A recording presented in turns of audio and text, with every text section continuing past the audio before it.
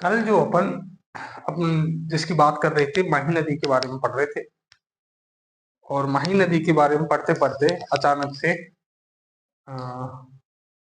Data pack खत्म हुआ और क्लास बंद हो गई। और ये शायद मुझे पता भी नहीं एग्जैक्टली कहाँ पर तक दिया, कहाँ तक कितनी कब बंद हुई थी, कोई आइडिया है नहीं।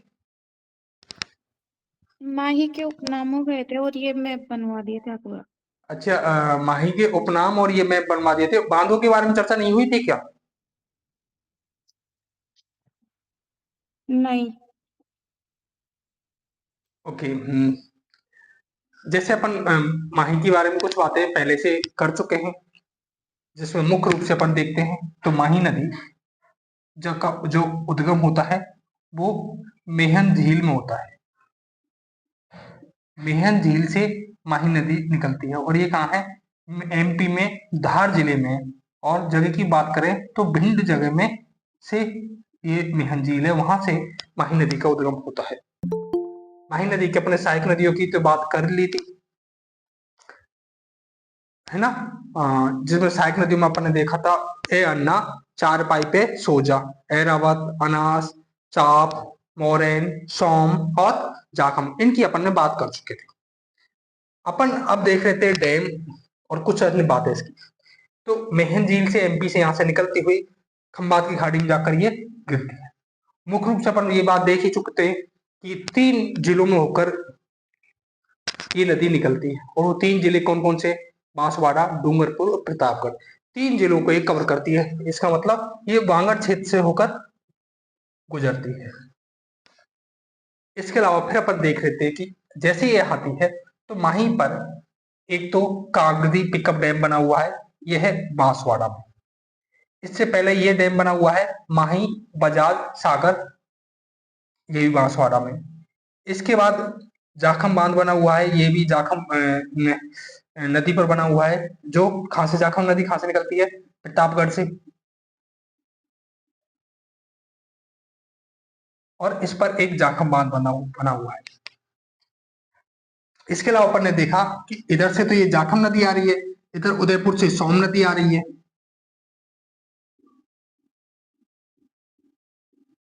और ये माही नदी है। और 3 नदियां जाकर एक जगह मिलती हैं और इसको जहां ये बनाता है बेनिसर संगम या त्रिवेणी संगम के नाम से जानते हैं, जहां पर 3 नदियां मिलती हैं। कौन कौन सी 3 नदियां मिलती हैं? सोम, माही और जाखम, 3 नदियां मिलती हैं। इसको अपन बेनिसर के नाम से जानते हैं, त्रिवेणी संगम के नाम से जानते हैं, जो कहां पर स्थित है? डूंगरपुर में। इसके अलावा अपन देखते हैं कि कडाना वाटर बैंक बनाया गया है, वो कहां पर है? डूंगरपुर में। वहीं कडाना डैम की बात करें तो ये गुजरात में है। कडाना डैम कहां पर है? गुजरात में। और कडाना वाटर बैंक की बात करें तो ये कहां पर है? डूंगरपुर में। मैं आपको ये बांध लिखवा रहा था, है ना। तो जिसमें बांधों में अपन देखते हैं कि पहला माही बजाज सागर बांध कहां पर है? बांसवाड़ा में, यहाँ पर बना हुआ है ये वाला। कौन सा? माही बजाज सागर बांध। उसके बाद कागदी पिकअप बांध, ये कागदी बांसवाड़ा में।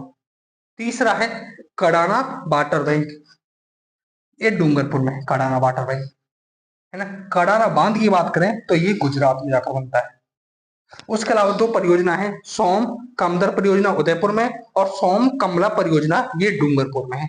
इन बांध की ऐसे हेडिंग डाली बांध और इन 6 के 6 लिख लीजिए, जिससे अपन आगे चले इस पर। सर हाँ, कुछ दिख ही नहीं रहा। मुझे लगता है कि मेरी स्क्रीन तो साफ आ रही है, किसी और को प्रॉब्लम है क्या? No sir. तो एक बार फिर से ज्वाइन कर लो कमल।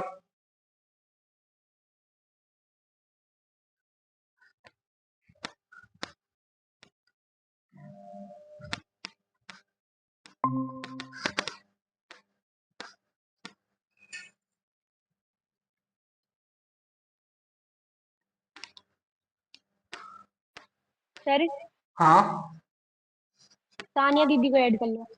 जी बिल्कुल, वो रिक्वेस्ट भेजिए।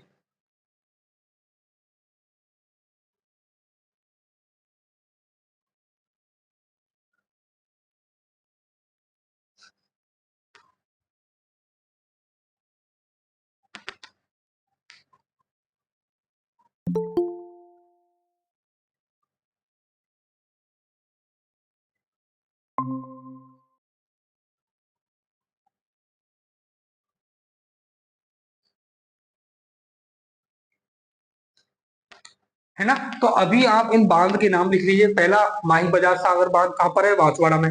काकदीपिका बांध बांसवाड़ा में। कड़ाना वाटर बैंक डूंगरपुर में। कड़ाना बांध कहाँ पर है? गुजरात में। और सोम कामदर परियोजना उदयपुर में। सोम कमला परियोजना ये डूंगरपुर में।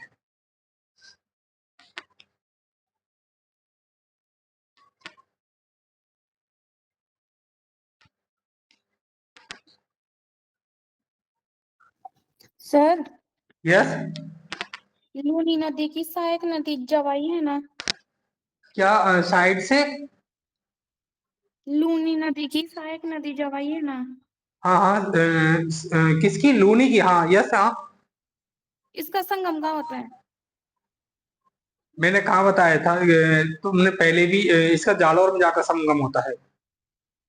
सॉरी, इसका लूनी में वहां पर लूनी में इसका संगम होता है, बाड़मेर में। सर, आपने एक जगह है ना बालोतरा लिखवा रखा। बालोतरा लिखवा रखा है। हम्म। एक बार मैं क्रॉस चेक कर लूंगा। तो बाड़मेर में होता है वैसे संगम तो। सबको यही लिखवाया है क्या? एक एक जगह बाड़मेर लिखो, एक जगह बालोतरा लिखवा दिया। अच्छा, एक जगह बाड़मेर लिखवा दिया, एक जगह बालोतरा। तो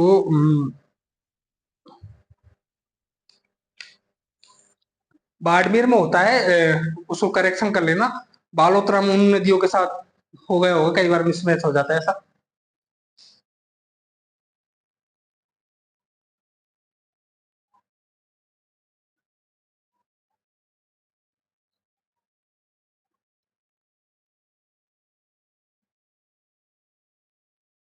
माई बजाज सागर बांसवाड़ा। कागदी पिकअप बांध बांसवाड़ा। Kadana water bank Dungarpur. कड़ाना बांध गुजरात। सोम कांगड़ा परियोजना उदयपुर।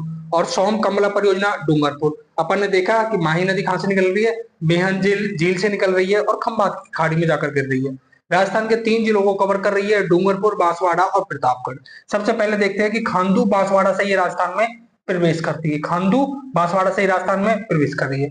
उसके बाद माही बजाज सागर बांध बनाया गया है किस पर? माही नदी पर। उसके बाद कागदी पिकअप डैम बनाया गया है। उसके बाद जाखम नदी पर जो इसमें मिल रही है, इस पर जाखम बांध बनाया गया है ना। और इसके अलावा जो त्रिवेणी संगम बना रही है ये, एक तो जाखम नदी आकर गिर रही है, एक सोम और माई, तीनों जिस जगह मिल रही हैं उसको त्रिवेणी संगम के नाम से जानते हैं। और स्थान बेनेश्वर डूंगरपुर। उसके अलावा Kadana water bank Dungarpur. Kadana dam Gujarat में।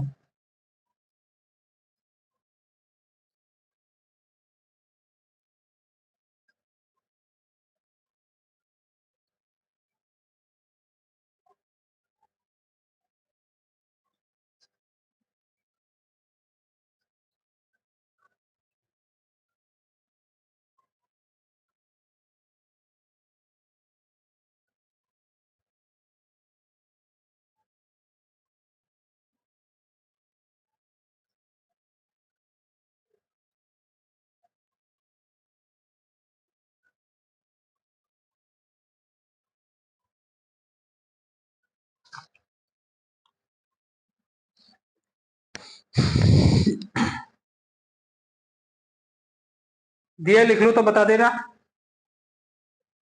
लिख लिया। लिख लिया। हाँ।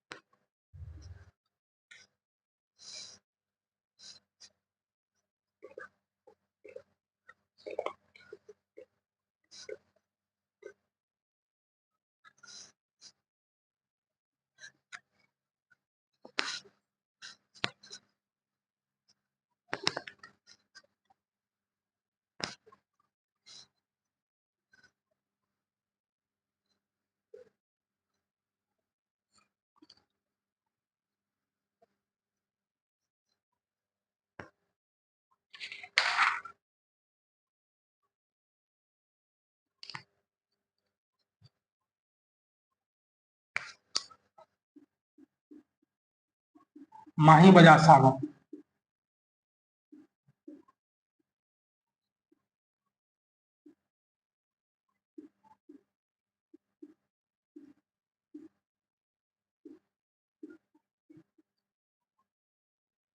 बांध कहाँ स्थित है ये?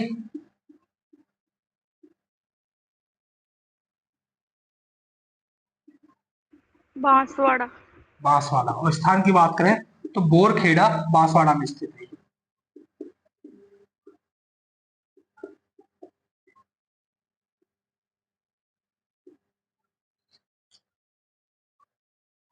यह राजस्थान का सबसे लंबा बांध है। राजस्थान का सबसे लंबा बांध है ये।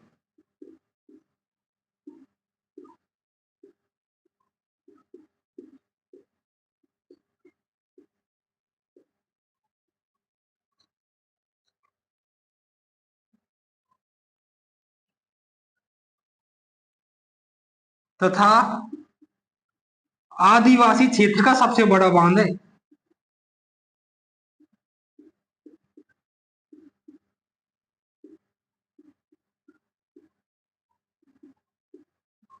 राजस्थान का सबसे लंबा और आदिवासी क्षेत्र का सबसे बड़ा बांध।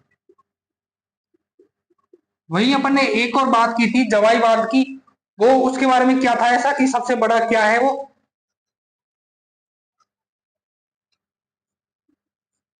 कोई बताएगा?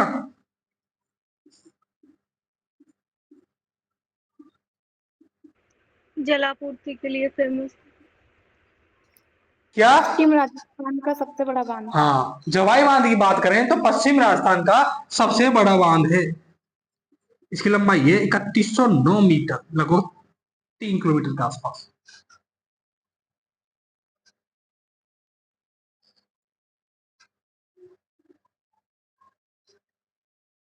माही बजाज सागर बांध बोरखेड़ा बांसवाड़ा में किस नदी पर है? माही नदी पर ही है।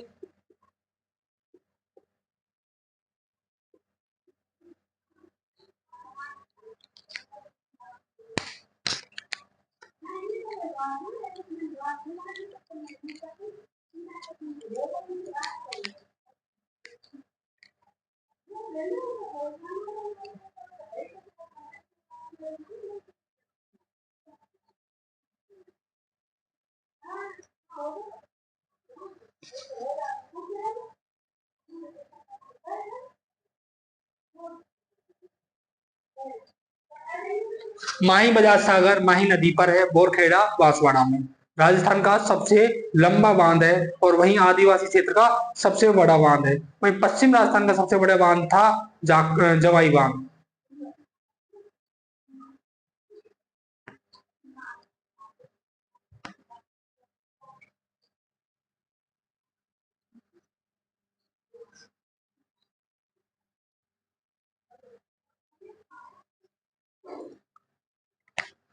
उसके बाद बात करते हैं अपन जाखम बांध।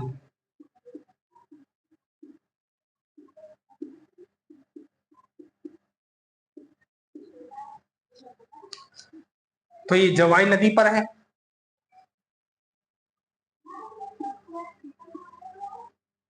और जवाई नदी माही की सहायक नदी है।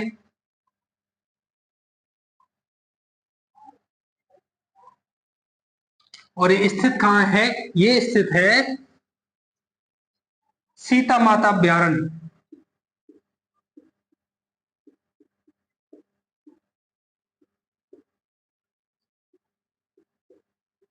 और सीता माता अभ्यारण्य कहां पर है? प्रतापगढ़ में।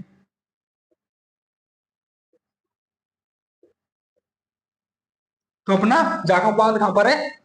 प्रतापगढ़ में।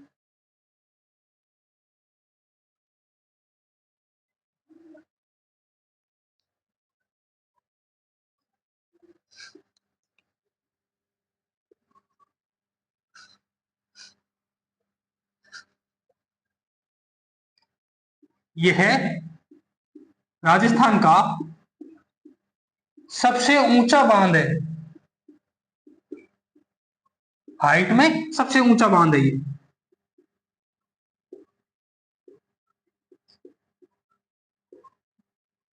और वहीं वहीं बजाज सागर की बात करी अपन ने, तो वो सबसे लंबा था। जवाई पश्चिम राजस्थान का सबसे बड़ा था। यदि इसकी ऊंचाई की बात करें अपन, तो 81 मीटर इसकी ऊंचाई है।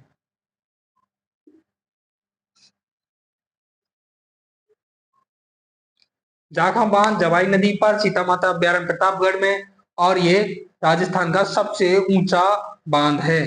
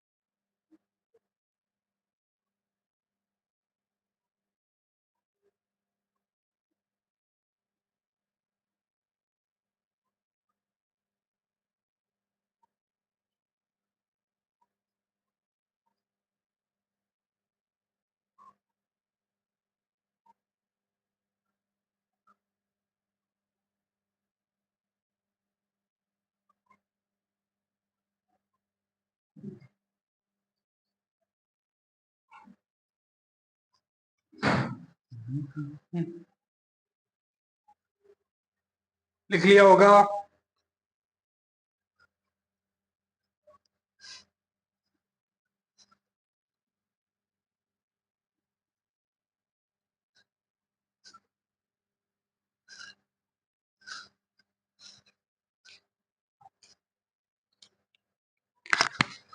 ये कुछ फैक्ट है, इनको एक बार अलग से और लिख लेते हैं। त्रिवेणी संगम,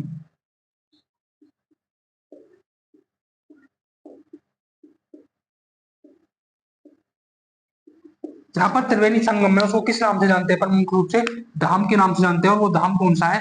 वेनेश्वर धाम।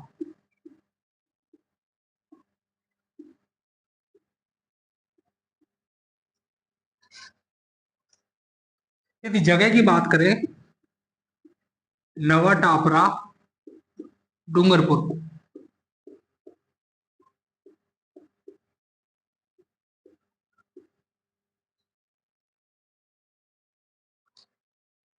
नदियों की बात करें तो 3 नदियां आकर मिलती हैं। कौन कौन सी 3 नदियां? सोम, माही और जाखम।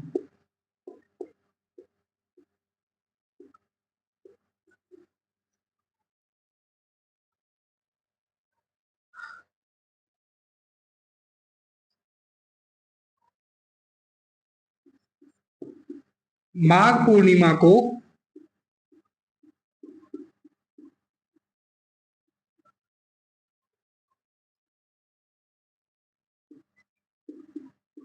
यहाँ मेले का आयोजन होता है।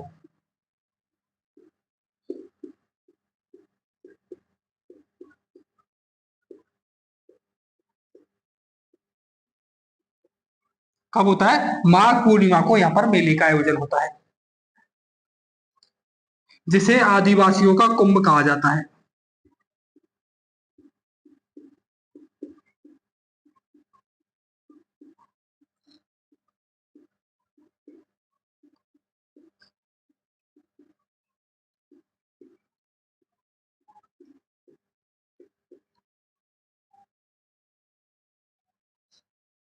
इसे क्या कहा जाता है? आदिवासियों का कुंभ कहा जाता है। त्रिवेणी संगम, बेनेश्वर धाम, जगह नवा टापरा, डूंगरपुर। 3 नदी आकर मिलती हैं, सोम, माही, जाखम। माघ पूर्णिमा को यहाँ पर मेले का आयोजन होता है, और जिसे आदिवासियों का कुंभ कहा जाता है।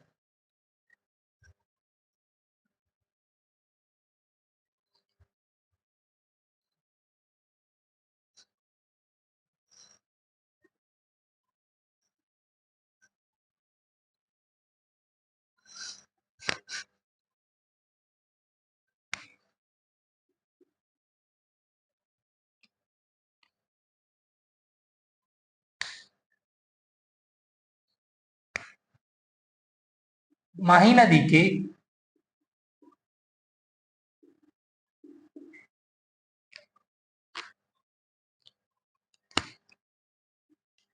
बांसवाड़ा क्षेत्र में टापुओं की संख्या अधिक है।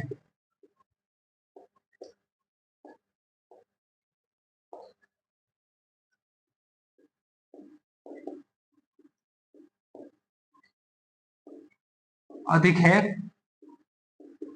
इसलिए बांसवाड़ा को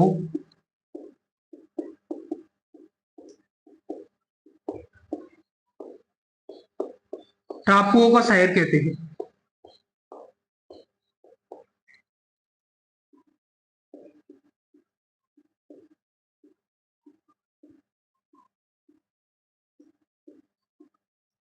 बांसवाड़ा को टापुओं का शहर कहते हैं। टापू समझते हो?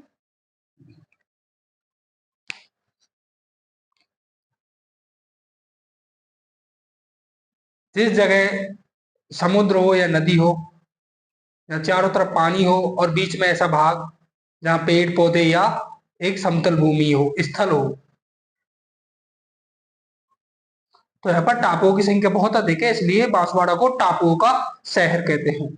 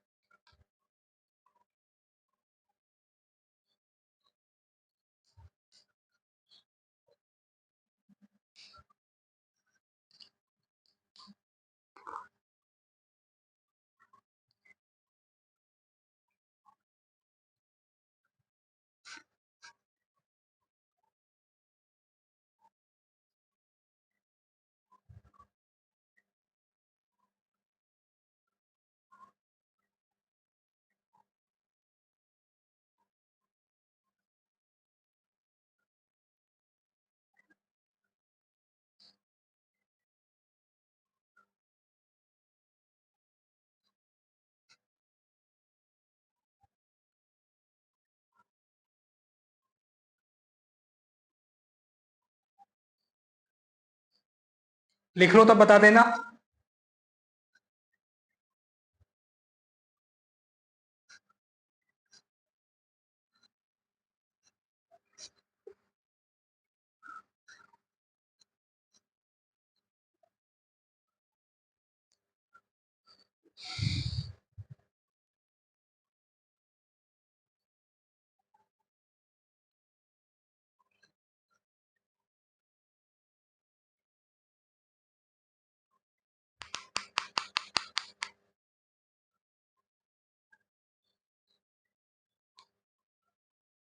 इस तरह अपन ने अरब सागर में गिरने वाली नदियां या उनकी सहायक नदियों के बारे में चर्चा की है, और अपन ने चार मुख्य नदियों के बारे में बात की और उनकी सहायक नदियों के बारे में। चार वो नदियां कौन सी हैं जो अरब सागर में जाकर गिरती हैं? सबसे पहले अपन ने लूनी की बात की, उसके बाद अपन ने पश्चिम बनास की बात की, और उसके बाद अपन ने साबरमती, और अब अपन ने माही। ये चार नदियों की बातें की, और चार नदियों के साथ साथ अपन ने इनकी जितनी भी सहायक नदियां हैं, इनके साथ जो भी डैम बने हुए हैं या छोटी मोटी जो अदर इंफॉर्मेशन है उसके बारे में अपन ने बात की है। अब अपन बात करने वाले हैं अंतः प्रवाही नदियों के बारे में। अंतः प्रवाही नदियां क्या होती है? अंतः प्रवाही नदियां वे होती हैं जो राजस्थान में ही निकलती हैं या राजस्थान में ही बहकर समाप्त हो जाती हैं। जिसमें एक थोड़ी सी आपको घग्गर के बारे में अलग बात मिलेगी। घग्गर को भी अंतः प्रवाही नदी माना जाता है, लेकिन जिसका उद्गम भी राजस्थान में नहीं होता और राजस्थान से बाहर जाकर समाप्त होती है। लेकिन उसको अंतः प्रवाही नदियों के माने जाने के बारे में पूरा ऐतिहासिक कारण है। पुराने टाइम तक ये माना जाता था कि ये घग्गर नदी सरस्वती की नदी का भाग थी, जो राजस्थान में पूरी तरह से परिस्थल क्षेत्र में बहती थी, और उसे अंतः प्रवाही नदी माना जाता था। अंतःप्रवाही नदियां कौन सी होती हैं? वे नदियां जिनका उद्गम राजस्थान में होता है और राजस्थान में ही वो विलुप्त हो जाती हैं।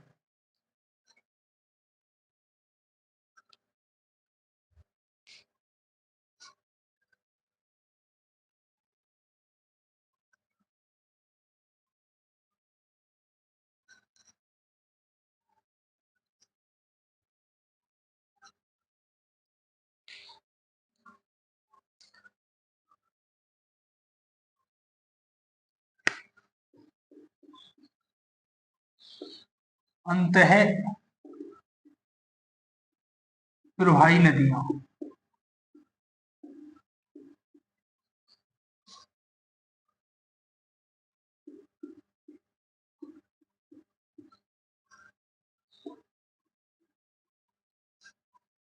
अंतः प्रवाही नदियां अपन दूसरे तरीके से इसको इस तरह भी समझ सकते हैं, वे नदियां जो ना तो बंगाल की खाड़ी में जाकर गिर रही हैं, ना अरब सागर की खाड़ी में जाकर गिर रही हैं, ना किसी और नदी की, बंगाल की खाड़ी या अरब सागर की किसी नदी की सहायक नदियां हैं, वो अपन अंतः प्रवाही नदियां मानते हैं उनको।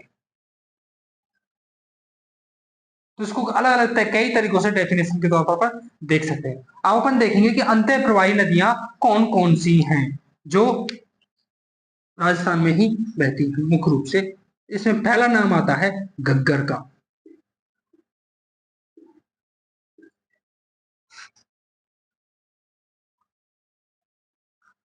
दूसरा नाम देखें अपन कांतली या कांकनी। पहली नदी कौन सी है? घग्गर। दूसरी कांतली या कांकनी। तीसरी की बात करें तो सावी।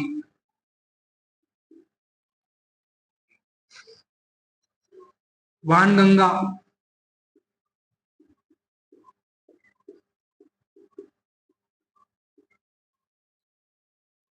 रूपारेल,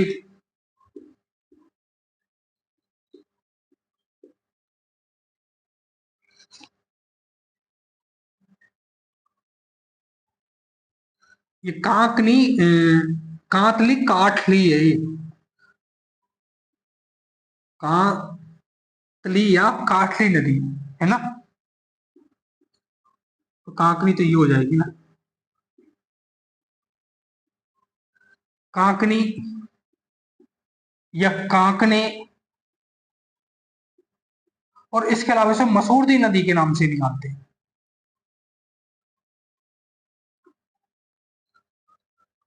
ये मुख्य रूप से अपन 6 अंतःप्रवाही नदियों के बारे में देखने वाले हैं।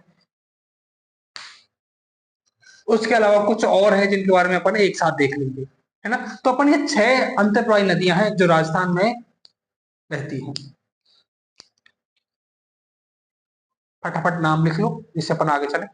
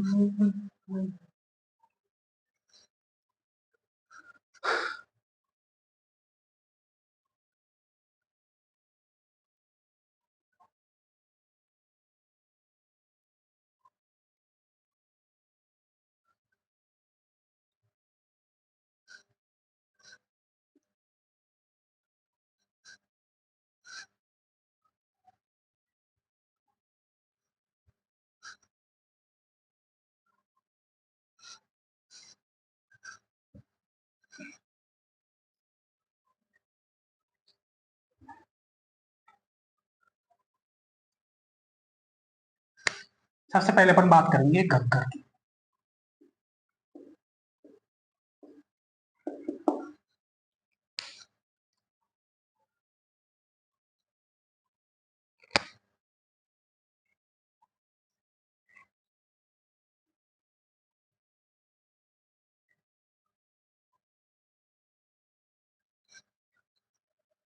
घग्गर की बात करें तो घग्गर का जो उद्गम होता है वो शिवालिक की पहाड़ियों से होता है।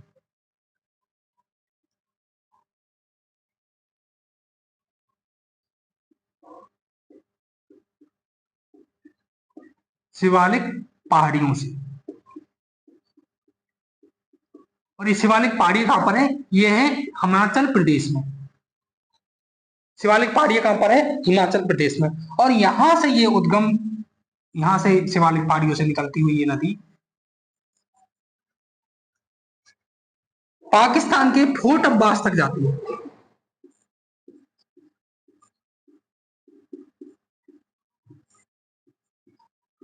पाकिस्तान के फोर्ट अब्बास में जाकर ये मरुस्थल में समा जाती है, विलुप्त हो जाती है। न ये बंगाल की खाड़ी में जाकर गिर रही है, न ये अरब सागर में जाकर गिर रही है। राजस्थान से पहले हिमाचल से ये निकली और हिमाचल के बाद ये पंजाब, उसके बाद हरियाणा।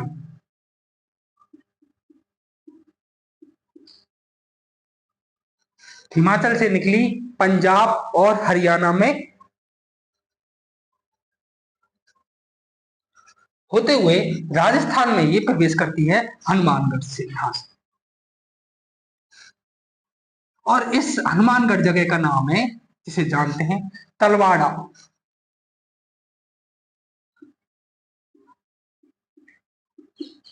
तलवाड़ा, टिब्बी, हनुमानगढ़।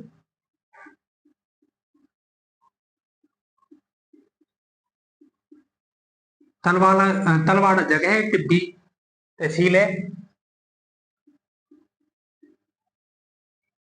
टिब्बी, हनुमानगढ़, ये यहां से राजस्थान में प्रवेश कर रही है।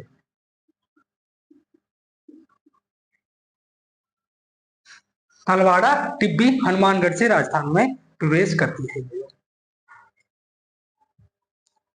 और राजस्थान की यदि बात करें तो हनुमानगढ़ के बाद श्री गंगानगर।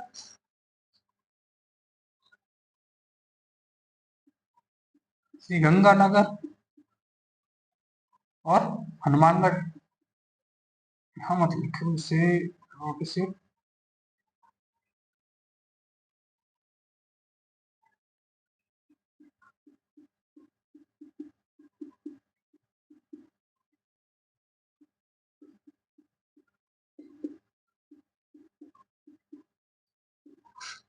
अपन बात करें घग्गर नदी की। घग्गर नदी शिवालिक पहाड़ी हिमाचल प्रदेश से निकलती है और वहां से निकलता पंजाब में बहते हुए, हरियाणा में बहते हुए राजस्थान में तलवाड़ा या टिब्बी, हनुमानगढ़ से राजस्थान में प्रवेश करती है। और श्रीगंगानगर और हनुमानगढ़ में बहने के बाद फोर्ट अब्बास पाकिस्तान में जाकर विलुप्त हो जाती है। यहाँ पर ये विलुप्त हो जाती है, मरुस्थल में समा जाती है, यही उससे आगे नहीं जाती है।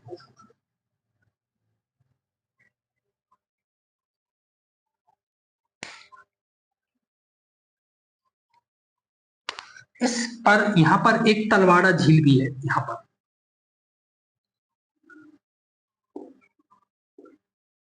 तलवाड़ा झील। इसके अलावा अपन और देखते हैं यहाँ पर और क्या क्या है। कालीबंगा सभ्यता के बारे में पढ़ेंगे अपन।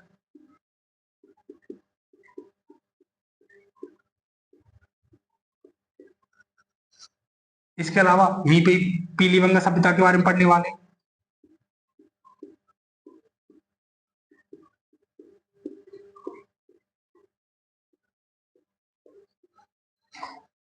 कालीबंगा सभ्यता, पीलीबंगा सभ्यता और तलवाड़ा लेक झील।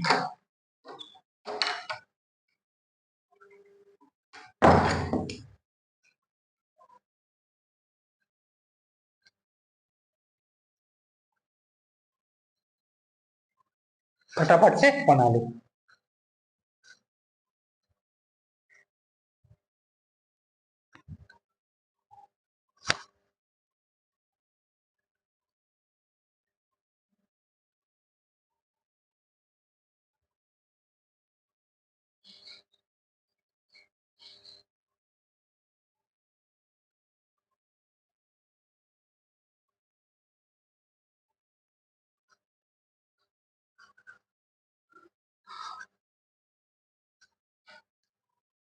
अच्छा, यहाँ पर दुर्ग की बात करें तो कौन सा दुर्ग है हनुमानगढ़ में, घग्गर नदी के पास में, कोई बताएगा? बटनेर। भटनेर का दुर्ग।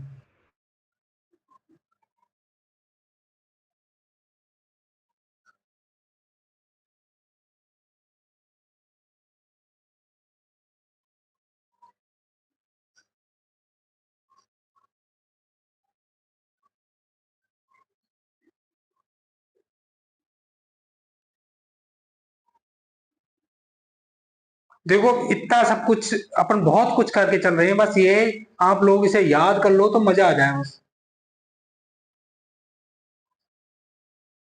फिर आपको एहसास होगा जब एग्जाम में बैठोगे, हाँ हमने पढ़ा है।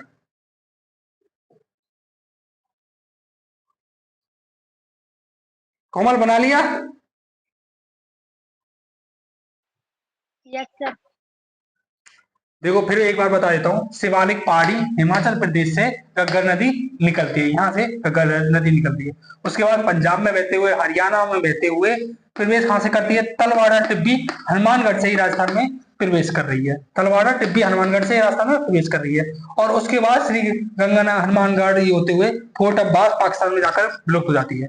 इसके अलावा यहाँ पर एक तलवाड़ा लेक है, यहीं पर घग्गर नदी पर ही। उसके अलावा यहीं पर पास में कालीबंगा सभ्यता है, पीलीबंगा सभ्यता है ना। यदि अपन अपवाद क्षेत्र की बात करें, देखो लिखो इसे अलग से, अपवाद क्षेत्र कहाँ है इसका? श्री गंगानगर और हनुमानगढ़ अपवाद क्षेत्र इसका,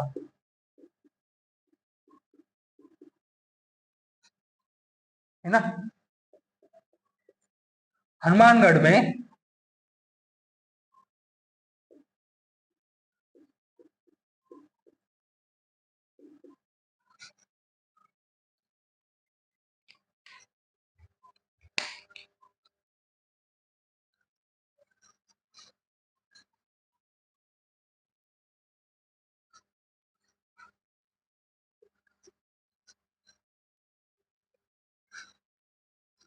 नदियों में कुछ नहीं है, बस सहायक नदी याद हो गई तो सारी चीजें याद हो जाएंगी।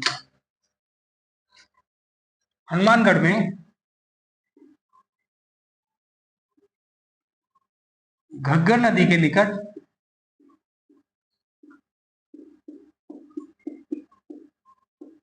भटनेर दुर्ग स्थित है। कौन सा दुर्ग है? भटनेर दुर्ग है यहाँ पर, जिसने सर्वाधिक हमले झेले हैं अब तक के। सबसे पहले आक्रमण इसी पर होता था।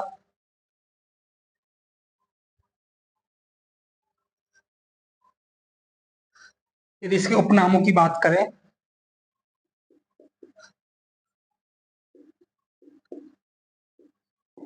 तो इसको सरस्वती नदी, अपन ने बात की पहले भी कि जब मरुस्थल की बात कर रहे थे तो मरुस्थल किसका अवशेष माना जाता था? सरस्वती नदी का।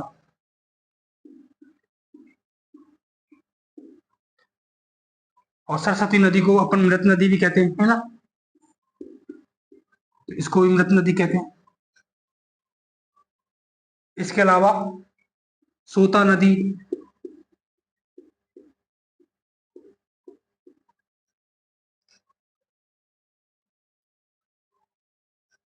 और एक और नाम है द्रष्टवती नदी। द्रष्टवती नदी, वो कितने सारे नाम हो गए इसके। ये तो अधिकतर पूछा जाता है, घग्गर नदी का प्राचीन नाम।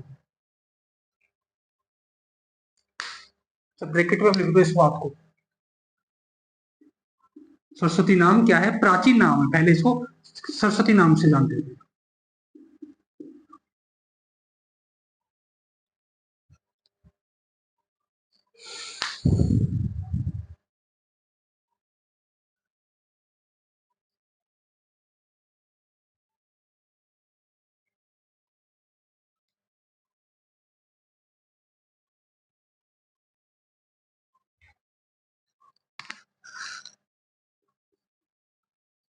घग्गर नदी को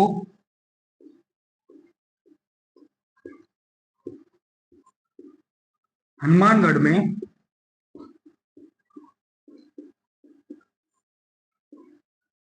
नाली या पाट के नाम से जानते हैं। नाली या पाट के नाम से जानते हैं।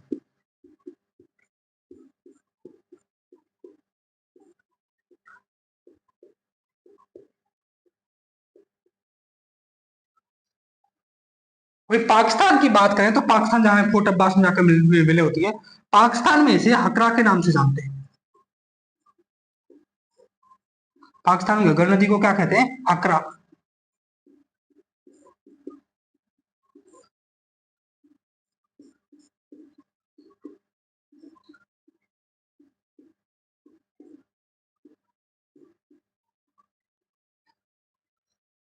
है ना। तो नाली या पाट क्षेत्र कौन सा? हनुमानगढ़ वाला।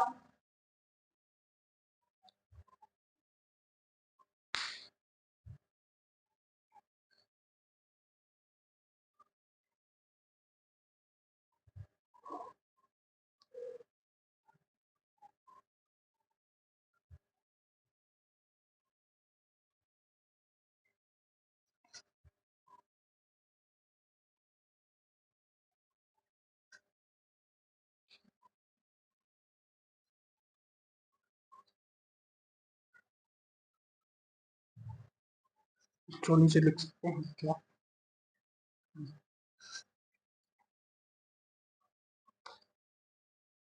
इसके अलावा हिमालय से आने वाली घग्गर नदी एकमात्र नदी है राजस्थान में। हिमालय से राजस्थान में आप देखते हो, और जितनी भी आती है जो पूरी ऊपर से निकल जाती है राजस्थान के, हिमालय से राजस्थान में आने वाली एकमात्र नदी है ये।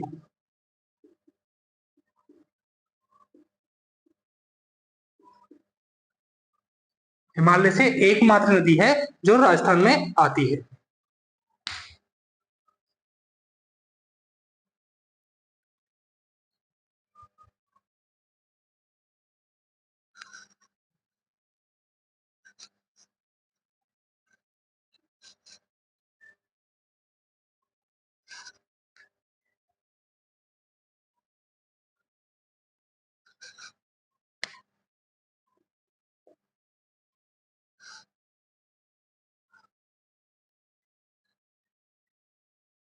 घग्गर नदी देश का मतलब भारत या राजस्थान की सबसे लंबी अंतः प्रवाही नदी है।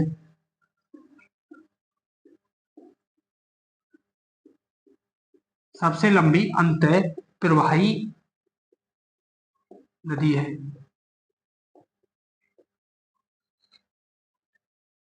वही यदि ये कहते पूर्णतः राजस्थान की सबसे लंबी अंतः प्रवाही नदी कौन सी है?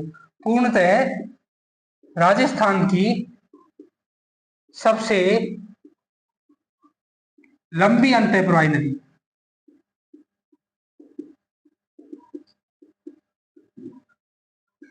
तो वो है कांतली। यदि आपको नॉर्मल पूछ रहा है कि राजस्थान की सबसे लंबी अंतःप्रवाही नदी कौन सी है और वो ऑप्शन में घग्गर है तो आप घग्गर करोगे, और यदि पूछ रहा है कि पूर्णतः राजस्थान की सबसे लंबी अंतःप्रवाही नदी है तो फिर आप कातली करोगे।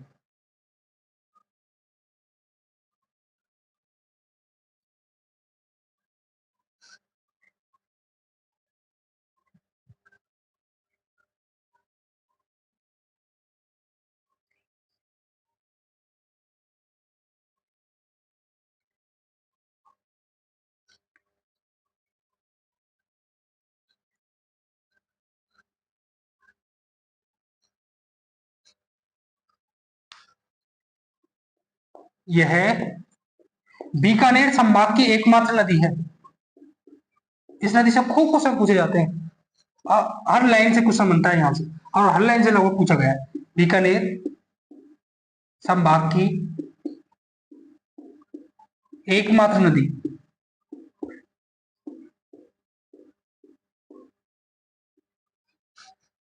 इसके अलावा मैं आपसे पूछना चाहूंगा वे कौन कौन से जिले हैं जहां कोई नदी नहीं है?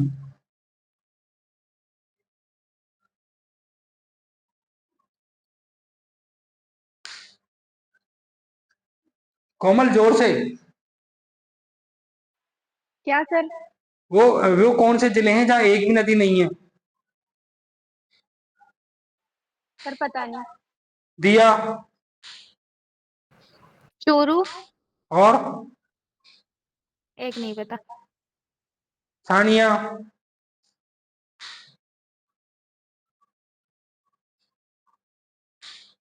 नहीं पता सर।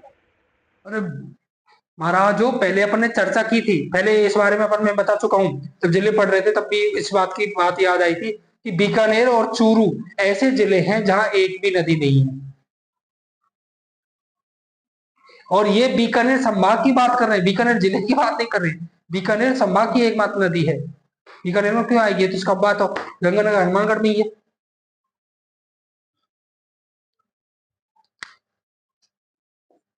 इसका अंतिम स्थान जहां विलय होती है,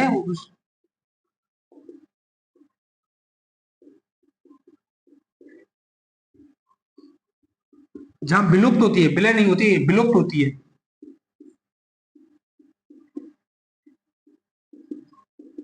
वो कौन सा है? फोर्ट अब्बास। और ये फोर्ट अब्बास कहां पर स्थित है? ये है पाकिस्तान में।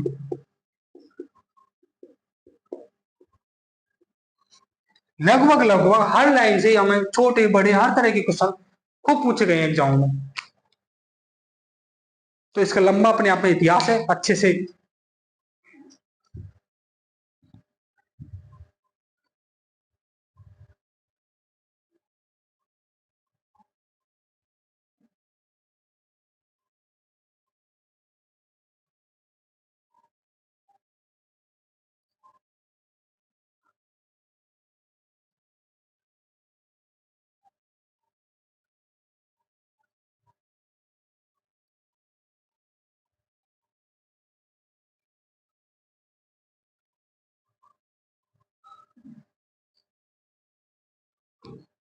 फटाफट लिख लो और लिख लो तब बता देना।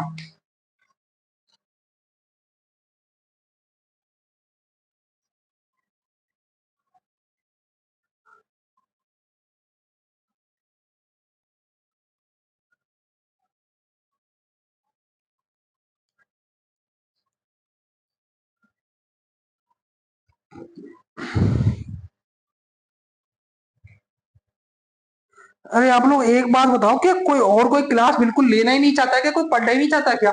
आप सबके एक इतने सारे दोस्त हैं, कोई भी ऐसे साथ में क्लास पढ़ना या तैयारी कर ही नहीं रहा, या आप ही अपने आप में बस दोस्त हो?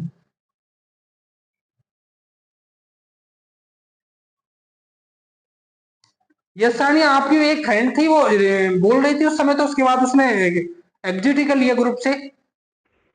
तो सर वो रीजनिंग की लेगी लेकिन हो नहीं रही ना अभी। अच्छा, रीजनिंग की लेगी बस। ओके। रीजनिंग की भी इसलिए अभी रोक रखी है क्योंकि आप सब लोगों की सहमति नहीं है उस पर, एक दो ले रहे हैं और उसके बाद नहीं ले रहे। तो जिस दिन कंफर्मेशन आ जाएगा सबसे किस किस को रीजनिंग की लेनी है।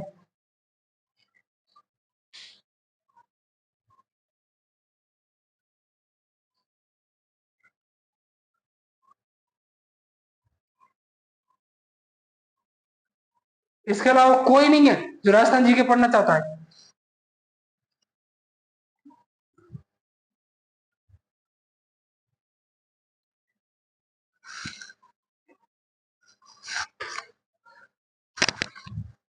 खैर, लिख लिया कि यस सर।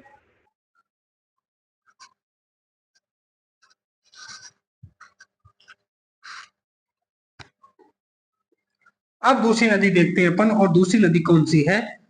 कातली।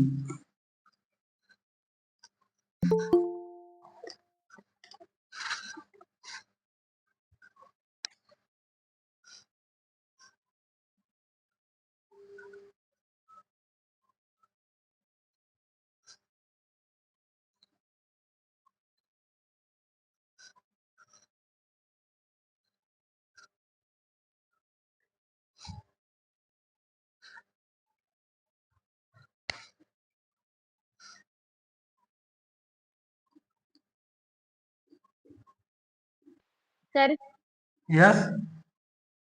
सोनू को ऐड कर लो।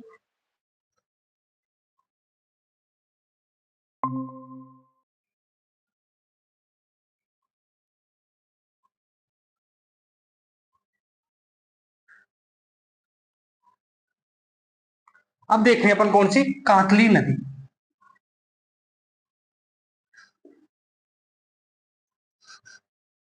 देखो,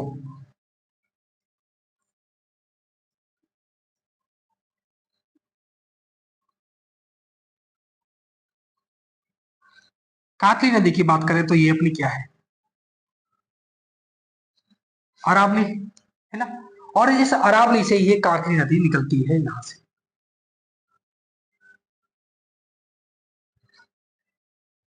और ये है खंडेला हिल्स। इनको किस नाम से जानते हैं? खंडेला हिल्स। और ये खंडेला हिल्स हैं सीकर में।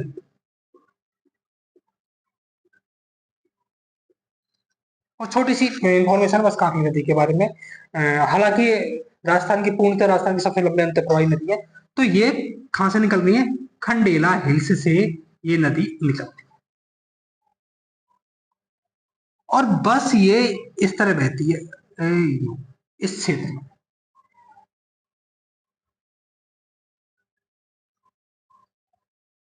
बस इतने से क्षेत्र में भी रहती है ये। क्षेत्र की बात करें तो सीकर में हो ही गई, बस ये बेटी है सीकर और झुंझुनू में, और इन दोनों को अपन जानते हैं तोरावाटी क्षेत्र के नाम से।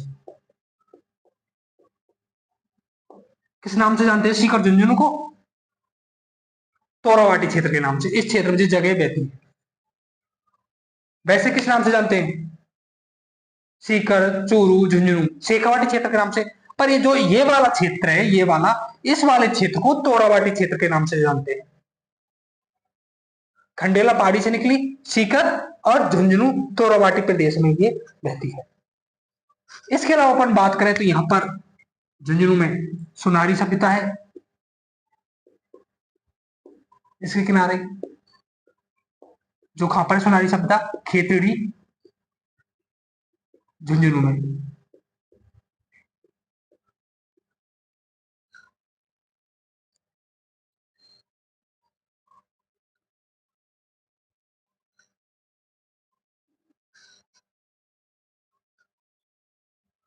इसके अलावा एक बहुत जो प्रसिद्ध सभ्यता है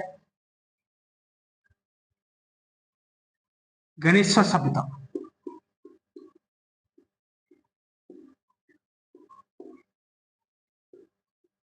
और ये कहां पर है? सीकर में। गणेश्वर सभ्यता के बारे में अपन बहुत खूब पढ़ने वाले हैं, सोनारी गणेश्वर सभ्यताओं के बारे में। तो सोनारी तो कहां पर है? खिचड़ी झुंझुनू में, और गणेश्वर कहां पर है? सीकर में। तो ये मुख्य रूप से इस नदी के किनारे स्थित है, गणेश्वर सभ्यता या अपन सोनारी सभ्यता, इस नदी के किनारे पर। कहां कहां बहती है ये? झुंझुनू, सीकर। किस नाम से जानते हैं इसको? तोरावाटी प्रदेश के नाम से। बस थोड़ी सी इंफॉर्मेशन इसके बारे में, कुछ ज्यादा ऐसी इंफॉर्मेशन है नहीं, है ना। तो उद्गम कहां से उद्गम है इसका? खंडेला हिल्स,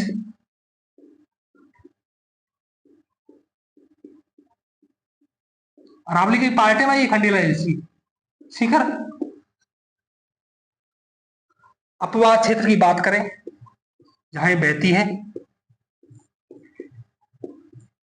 तो तोरावाटी क्षेत्र में। तोरावाटी में कौन कौन से शामिल है? सीकर और झुंझुनू।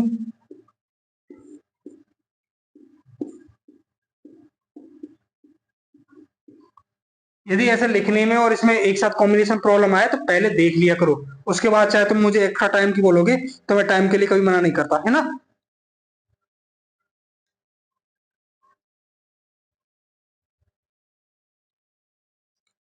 इसके अलावा जो इंपॉर्टेंट बात है, पूर्णतः राजस्थान की सबसे लंबी अंतः प्रवाही नदी है, सबसे लंबी अंतः प्रवाही नदी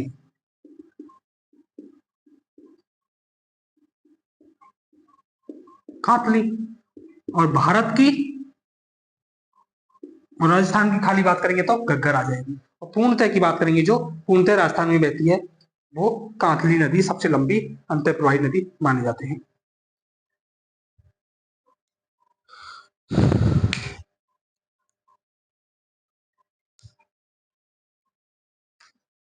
सबसे लंबी अंतः प्रवाही नदी लगभग ये 100 किलोमीटर में फैली हुई है। सभ्यताओं की बात करें तो सोनारी सभ्यता, गणेश्वर सभ्यता लिख लो। इस नदी के किनारे कौन कौन सी सभ्यता है? सभ्यता सोनारी और गणेश्वर।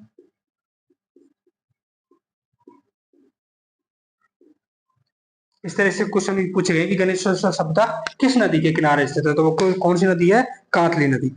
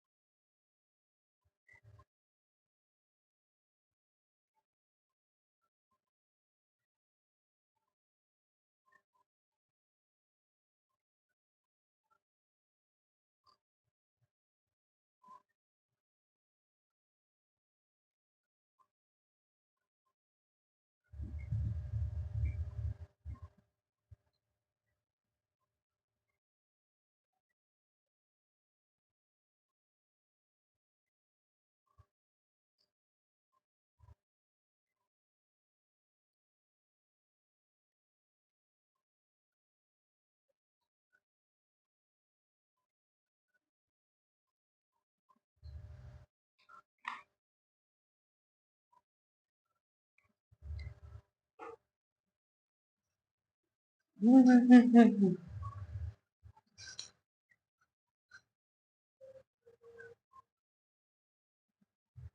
जी, लिख लो तो बता देना।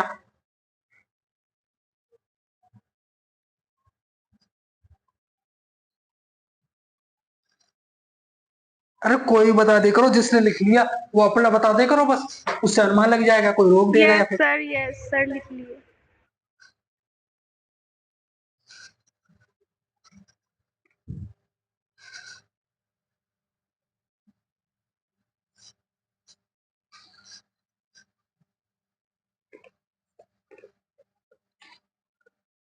समझ तो ये इतना मुश्किल नहीं है, इजीली आ रहा होगा, कोई ऐसी बात है नहीं, पर याद कितना रहे बस इसमें ये ही इम्पोर्टेंट बात है।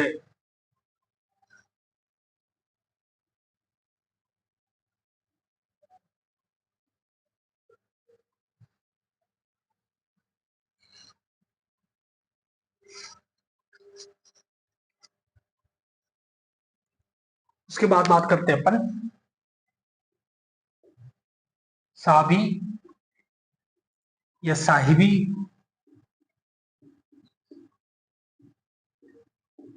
नदी, जिसे नफसगढ़ का नाला भी कहते हैं।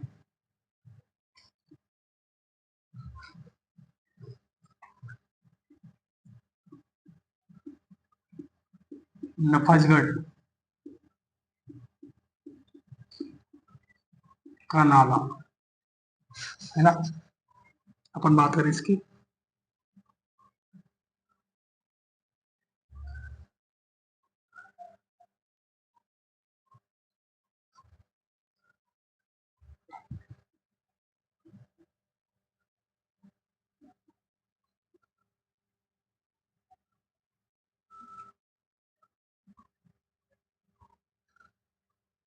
तो ये नदी निकलती है सेवर हिल से,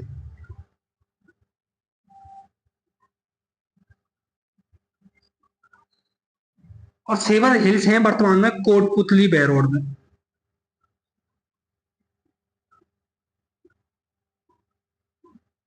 देखो नया जिला आ गया ना, कोटपुतली भैरोड में ये सेवर हिल से है। और भाई साहब ये कोटपुतली बहरोड से निकलते हुए जयपुर और खैरतल तेजारा से गुड़गांव पहुंच जाती है सामने।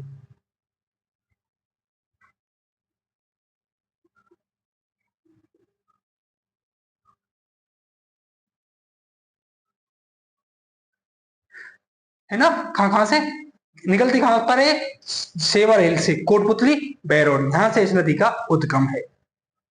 और इसके अलावा अपन बात करें तो कहां पहुंच जाती है, जयपुर और खैरतल तेजारा होते हुए गुड़गांव पहुंच जाती है।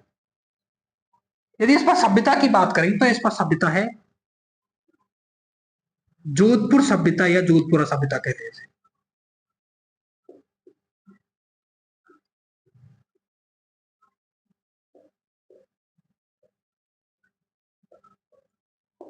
और इससे कई कई बार बहुत कंफ्यूजन होते हैं, जोधपुर सभ्यता स्थित है तो कई लोग जोधपुर में पहुंच जाते हैं, जबकि ये वास्तव में है जयपुर में।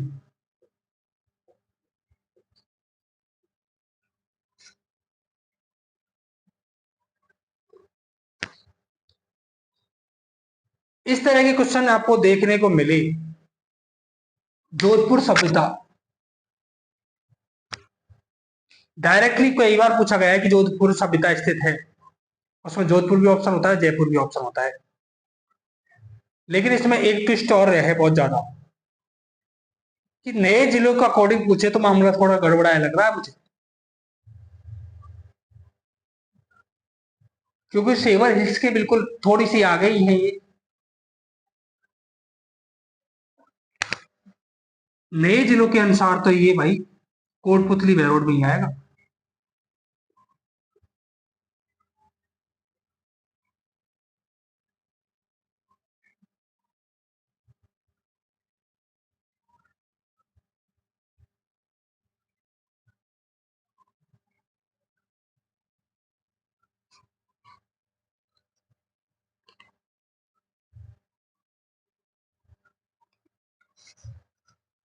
उद्गम की बात करेंगे अपन तो सेवर हिल्स,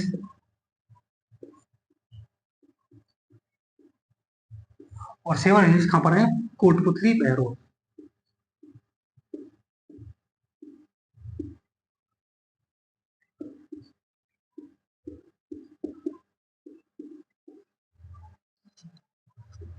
अपन वहां की बात करें, वहां क्षेत्र की,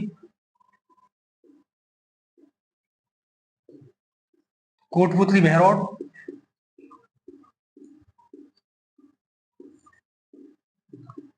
अब देखो नए जिले अपने आप आपको रूटीन में जाएंगे धीरे धीरे, है ना।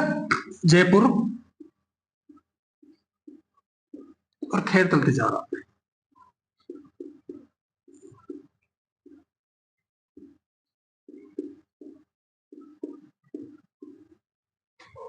कोटपुतली बहरोड, जयपुर और खैरतल तिजारा।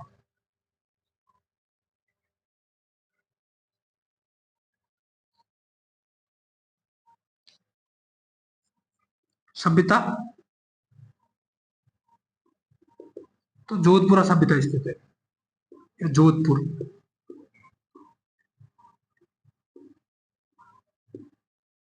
और वर्तमान में ही कोटपुतली बहरोड में है।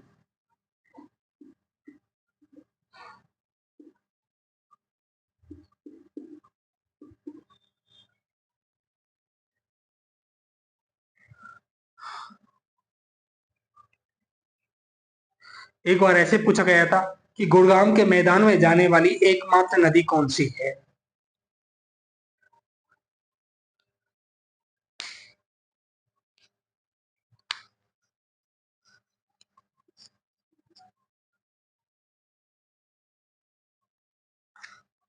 सावी नदी हरियाणा के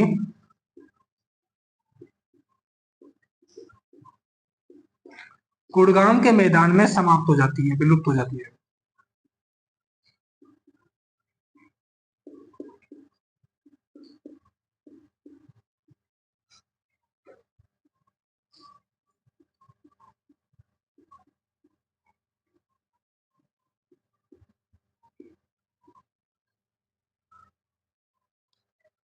सावी नदी हरियाणा के गुड़गांव के मैदान में समाप्त या विलुप्त हो जाती है। सेवर हिल्स कोटपुतली बहरोड से निकली और गुड़गांव में, इससे पहले जयपुर, जोधपुर सभ्यता, जयपुर और खैरतल तिजारा राजस्थान में। अब जैसे कोई रिटर्न में आपके बीए में या ऐसे कुछ पूछे तो इस छोटे से मैप को सावी नदी के बारे में इंफॉर्मेशन लिखने से, दो इंफॉर्मेशन साइड में छोटे से मैप में दिखाकर शो कर दो, पूरे नंबर मिलने के चांस रहेंगे। फटाफट छापो।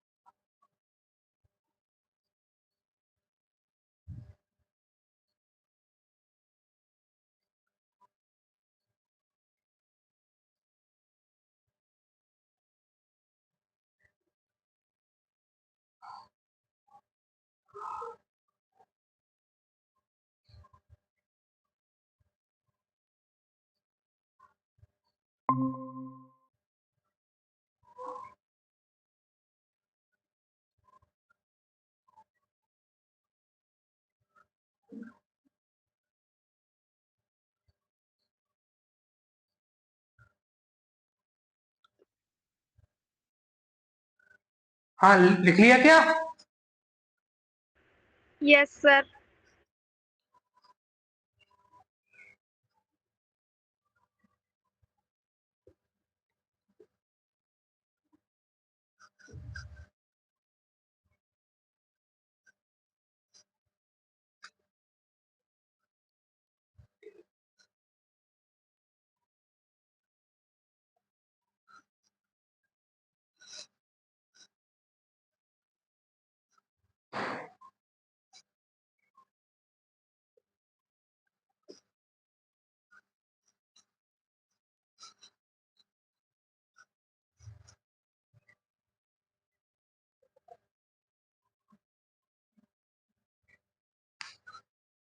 अब बात करते हैं अपन बाणगंगा की।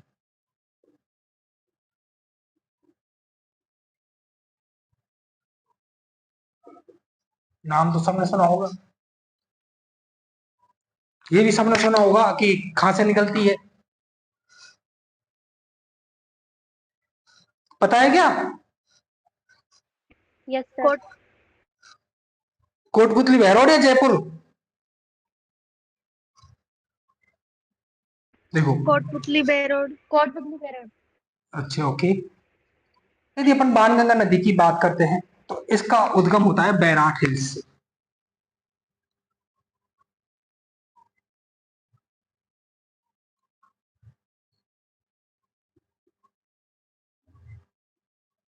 बैराट हिल्स, और बैराट हिल्स स्थित है कोटपुतली बहरोड में।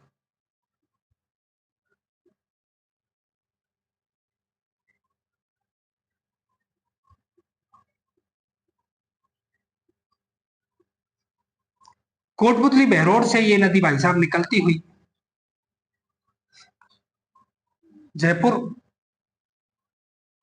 और जयपुर के बाद दौसा, और दौसा के बाद भरतपुर, दौसा के बाद भरतपुर होते हुए ये नदी यमुना में मिल जाती है।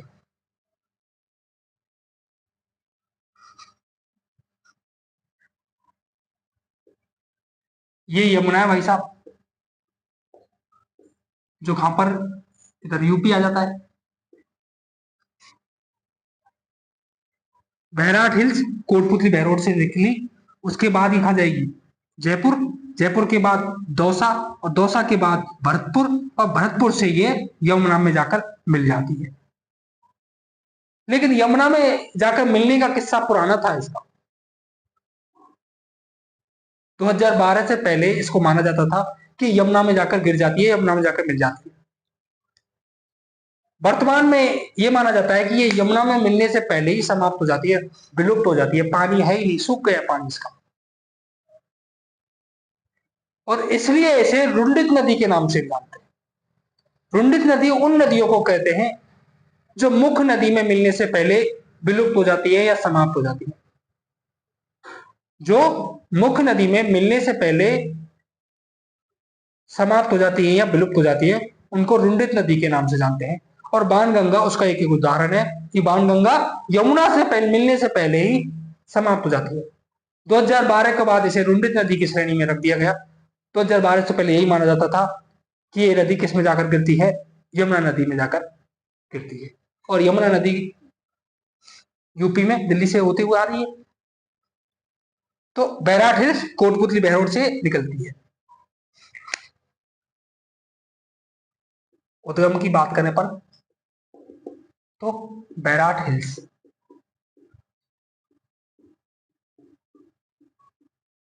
और बैराट हिल्स कहां पर है? कोटपुतली बहरोड में।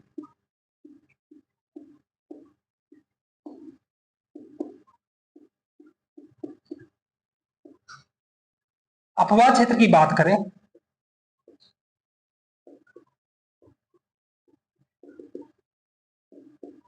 ये नाम ही बड़ा हो गया, कोटपुतली बहरोड है। कोटपुतली बहरोड, जयपुर, दौसा और भरतपुर, इन 4 जिलों में ये लगभग नदी कवर करती है। इसके अलावा जयपुर में जब अपन बात करते हैं तो यहाँ पर एक इस पर डैम बना हुआ है।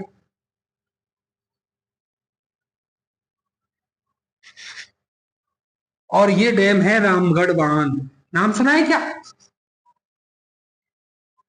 अबे वही रामगढ़ जिसमें अब की बार बारिश करवाने के लिए हेलीकॉप्टर उड़े थे।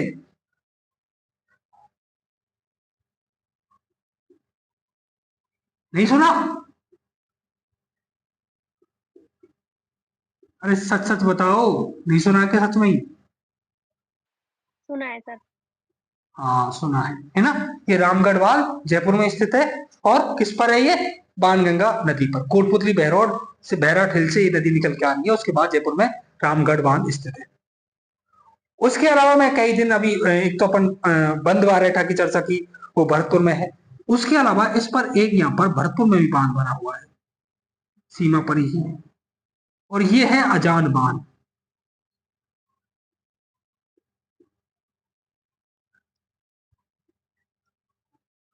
और ये अजान बांध स्थित है भरतपुर में।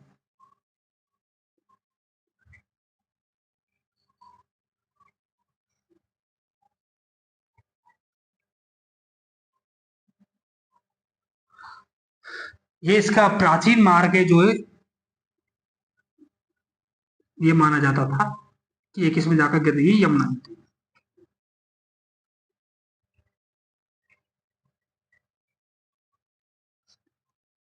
उपनाम की बात करें अब इसके उपनाम,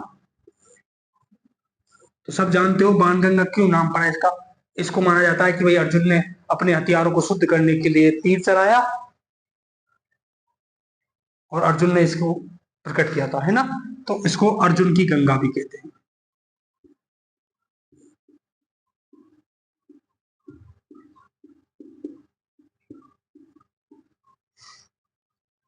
एक ताला नदी भी कहते हैं इसको।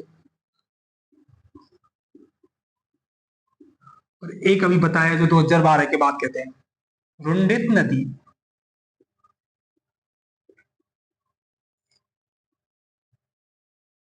अभी लिखा देंगे रुंडित नदी क्यों कहते हैं। ये यहां तक लिखो, फिर जिससे थोड़ा सा इसमें गैप बने। फिर बता दूं, बैराट हिल से ये बाणगंगा निकल रही है, उसके बाद जयपुर, दौसा और भरतपुर होते हुए यमुना की तरफ जाती है। लेकिन वर्तमान में ये यमुना से पहले ही विलुप्त हो जाती है, इसलिए वो रुंडित नदी के नाम से जानते हैं, है ना? इस पर एक तो रामगढ़ बांध बना हुआ है जयपुर में, अजान बांध बना हुआ है भरतपुर में।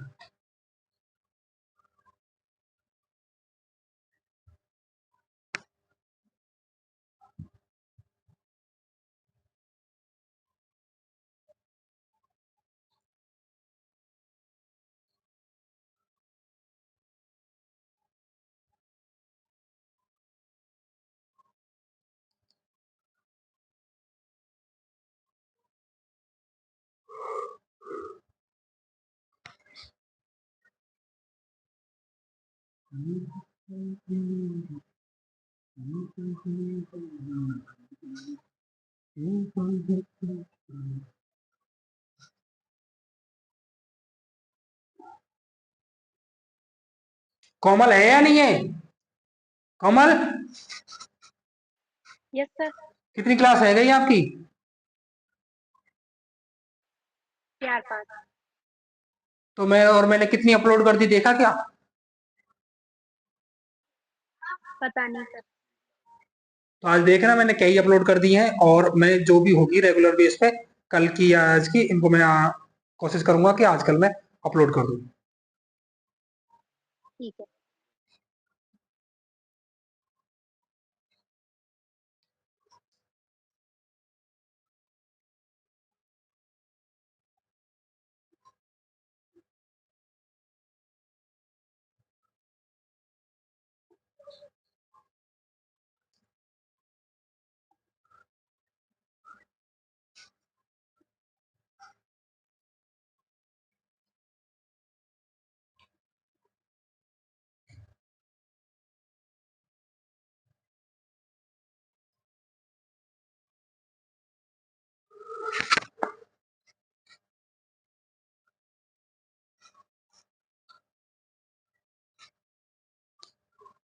लिख लिया?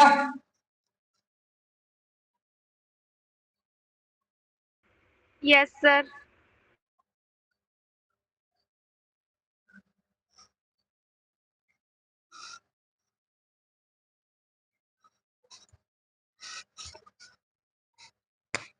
रुंडित नदी की खरीद है।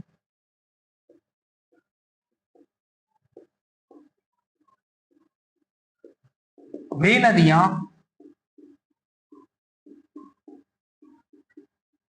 जो मुख्य नदी में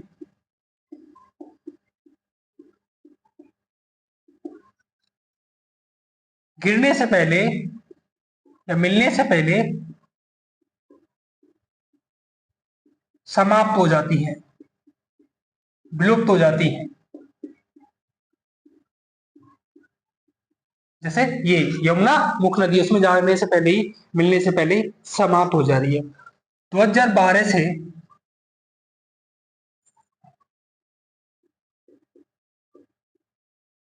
बाणगंगा को इस श्रेणी में रखा गया है।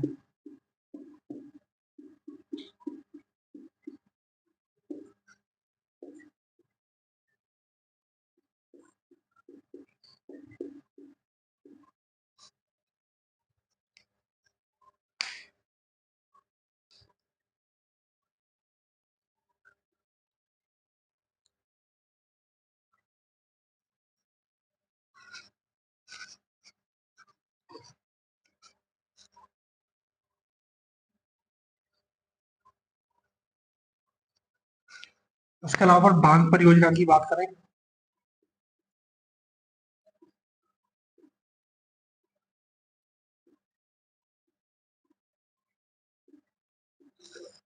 तो पहला रामगढ़ का नाम आता है।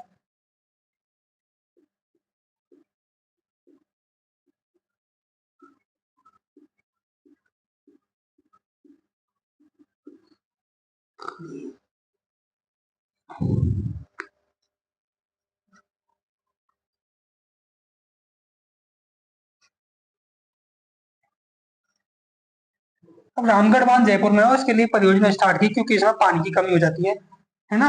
तो ईसरदा बांध सवाई माधोपुर से इसमें पानी की जलापूर्ति की जाती है।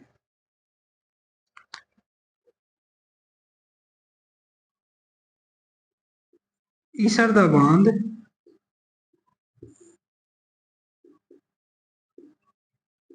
सवाई माधोपुर से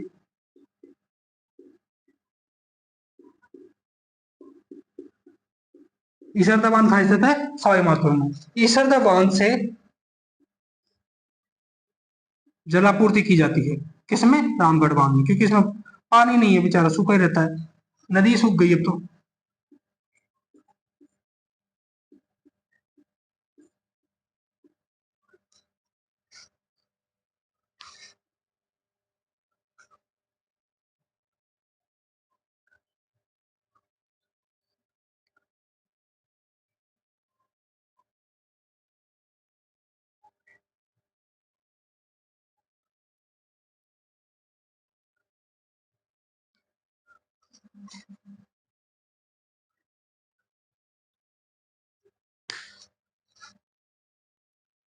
बांध परियोजना, एक रामगढ़ बांध है, दूसरा अजान बांध है।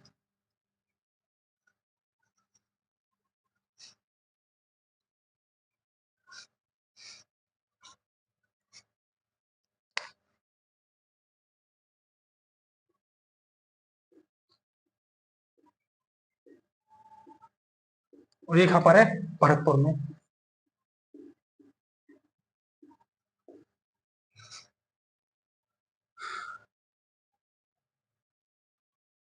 और यहाँ पर क्या स्थित है? ये केवला देव घना पक्षी विहार का नाम सुना है? जो मुख्य रूप से कार्य करता है अजान बांध, ये केवला देव नाम सुना है क्या?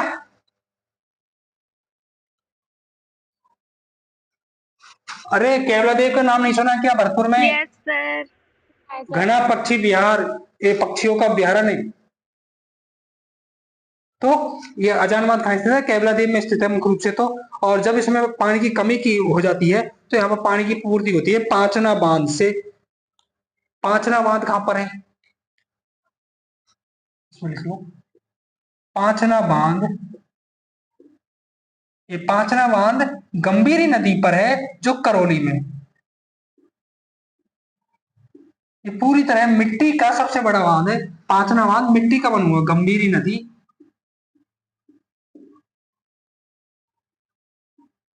करौली।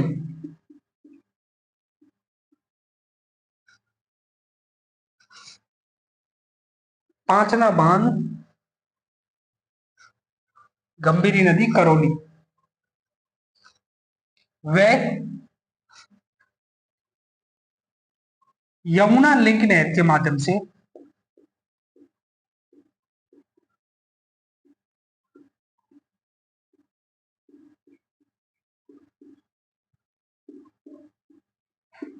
जलापूर्ति की जाती है।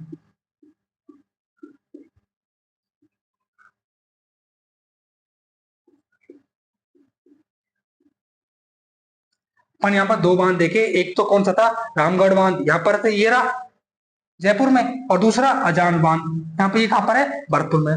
भरतपुर में अजान बांध की बात करते हैं, केवला देव के मुख्य रूप से केवला देव के लिए काम करता है। अब केवला देव में पक्षियों के लिए अभ्यारण्य में मुख्य रूप से योगदान अजान बांध का ही है। अब इसमें पानी की जब कमी हो जाती है, क्योंकि बाणगंगा तो सूख चुकी है, जब इसमें पानी की कमी होती है तो पांचना बांध पे यमुना लिंक के माध्यम से इसमें जलापूर्ति की जाती है। पांचना बांध कहां पर स्थित है, ये गंभीरी नदी पर करौली में स्थित है। तो अपन आगे गंभीरी नदी पढ़ेंगे तब इसके बारे में चर्चा करेंगे। पांचना बांध गंभीरी नदी करौली में स्थित है। पूरी तरह मिट्टी का डैम है ये जो, और ये हर साल जब बारिश होती है तो विवाद का कारण भी रहता है। करौली क्षेत्र में इस पर पानी के लिए बहुत आपद आती है,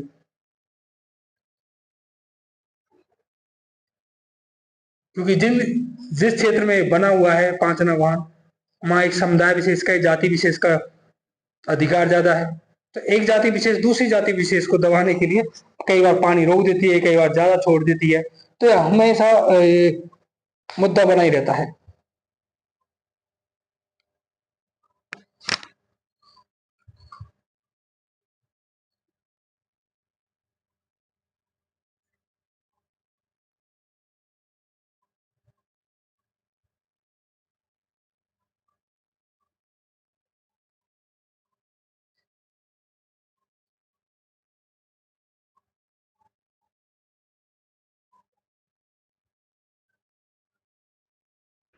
सर यस, ये केवला देव ही लिखे, बस इसके आगे कुछ भी नहीं लिखे। लिख लो केवला देव घना पक्षी बिहार लिख दो, केवला देव कैसे लिख दो, खाली याद रखने के लिए, इंडिकेट के लिए लिखा है ये तो मैंने। केवला देव अभ्यारण, भाई मेन तो अपन बात किसी कर रहे हैं, घना पक्षी हजार बांध की बात कर रहे हैं कि इस हजार बांध में पानी की कमी होती है तो आपूर्ति किससे की जाती है। और हजार बांध किसके लिए जो गांव स्थित है, कि केवला देव अभ्यारण में स्थित है मुख्य रूप से। केवला देव अभ्यारण कहाँ पर है, भरतपुर में।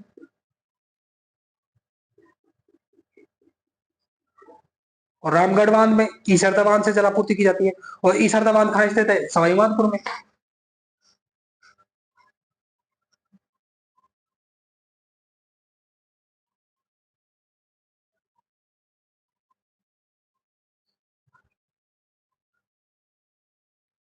लिख लो तब बता देना। लिख लिया सर। एक सेकेंड।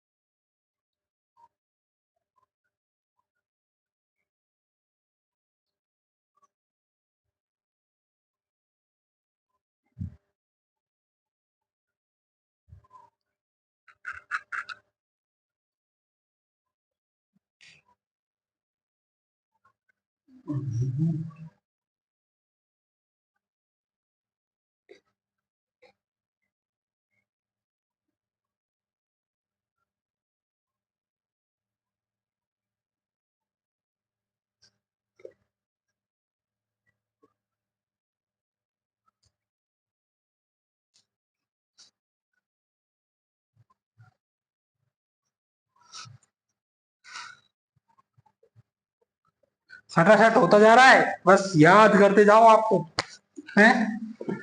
अब बात करते हैं रूपा रेल नदी की।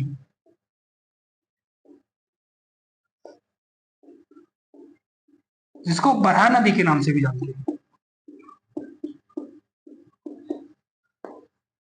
रूपा रेल नदी जिसको किस नाम से भी जानते हैं, बरहा नदी के से भी जानते हैं। रूपा रेल नदी के बारे में अपन बेसिक सी बात करें तो ये निकलती है उदयनाथ पहाड़ियों से। अब कोई मुझे बताएगा उदयनाथ पहाड़ियां कहाँ है? अलवर में।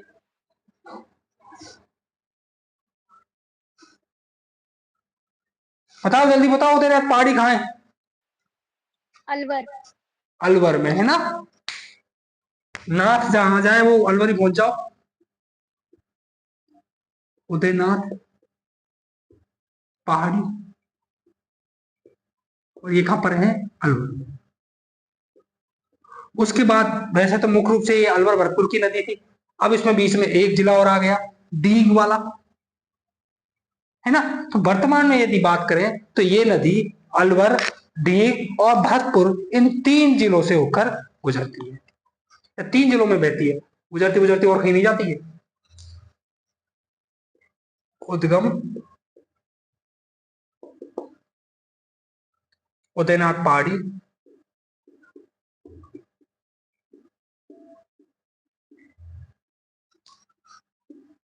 और ये उदयनाथ पहाड़ी कहां पर है? अलवर में। अपवाद क्षेत्र की बात करें इसकी तो अलवर, डीग और भरतपुर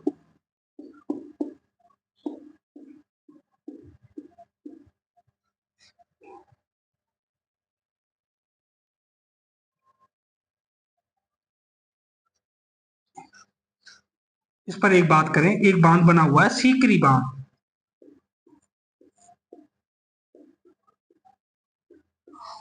पहले भरतपुर का पार्ट था, वर्तमान यह है डीग में स्थित है। वर्तमान में किस में स्थित है? डीग में स्थित है।